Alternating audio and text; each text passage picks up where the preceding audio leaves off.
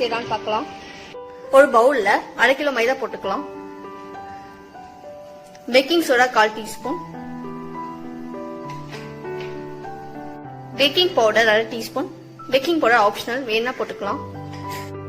2 teaspoon நெய். இது எல்லாத்தையும் நல்லா மிக்ஸ் பண்ணிடலாம்.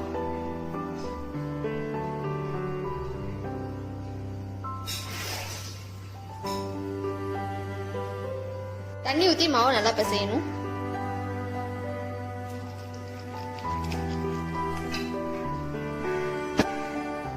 சப்பாத்தி மாவுக்கு பிசைற மாதிரி மாவு பிசையணும்.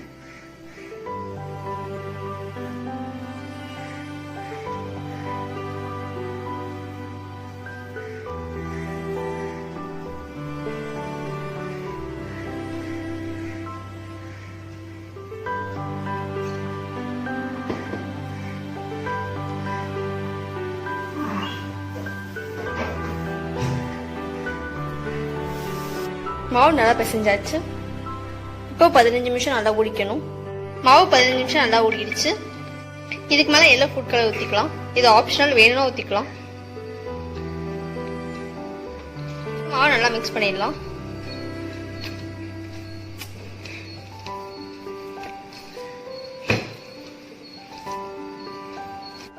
மாவை சின்ன சின்ன உருண்டை 8 உருண்டை எடுத்துக்கலாம்.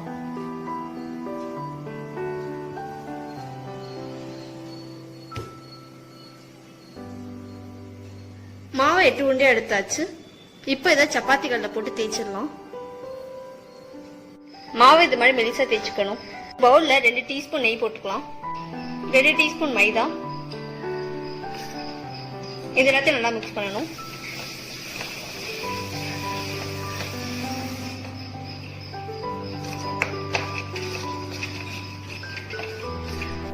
ஷீட்டுக்கு மேல நெய்யை தடவிடலாம்.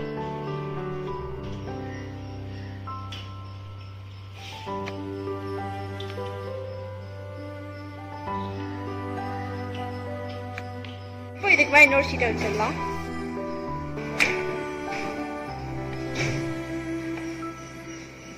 இது மாதிரி 8 ஷீட்டையும் வச்சிடலாம்.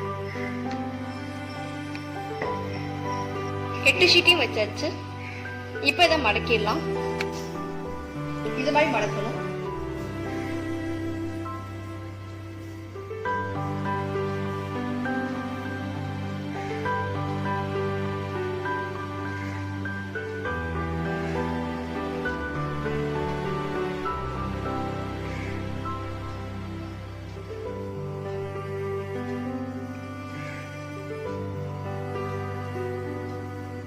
இப்போ லாஸ்ட்டாக இந்த எண்ணெய் நல்லா தடவி விட்டுக்கலாம்.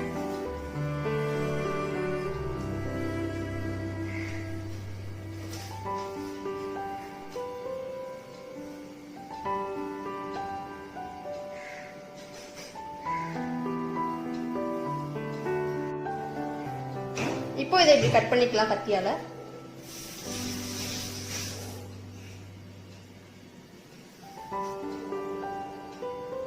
மாவை இது மாதிரி சின்ன சின்னதா கட் பண்ணிக்கலாம். இப்படி அமுக்கிடலாம்.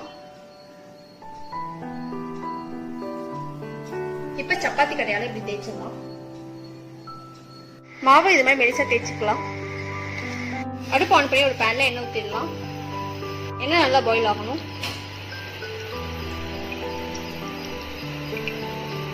எண்ணெய் காஞ்சிடுச்சு. இதுல இப்ப தேய்ச்சி வச்ச பூடியை போட்டுடலாம்.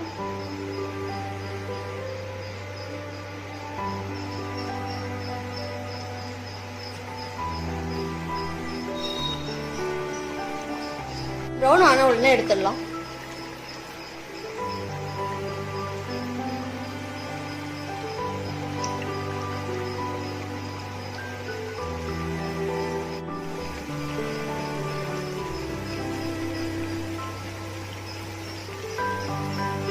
இப்போ இதை திருப்பி போட்டுடலாம்.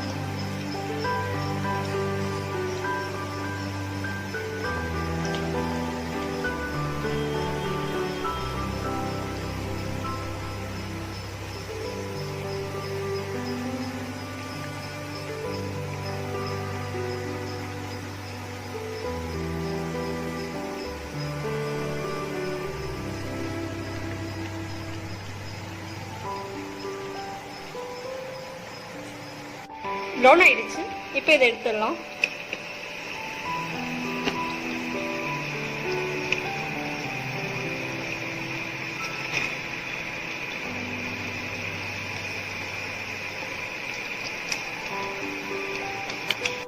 அடுப்பு ஆன் பண்ணி ஒரு பாத்திரத்துல 2 கப் சுகர் போட்டுக்கலாம். 1 கப் தண்ணி. இது எல்லாத்தையும் நல்லா மிக்ஸ் பண்ணிடலாம்.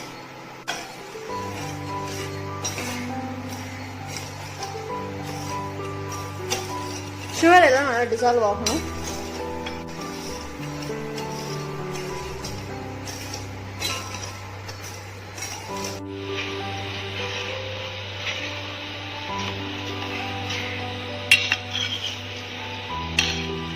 இதுல 2 ஏலக்காய் போட்டுடலாம்.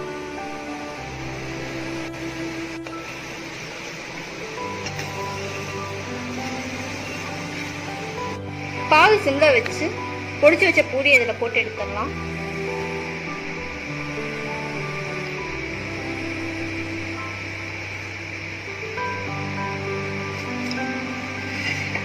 இப்ப இதை எடுத்துடலாம்.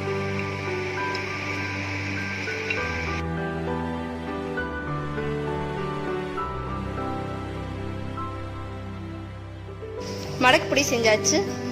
இந்த வீடியோ பிடிச்சிருந்தா லைக் பண்ணுங்க, ஷேர் பண்ணுங்க, சப்ஸ்கிரைப் பண்ணுங்க.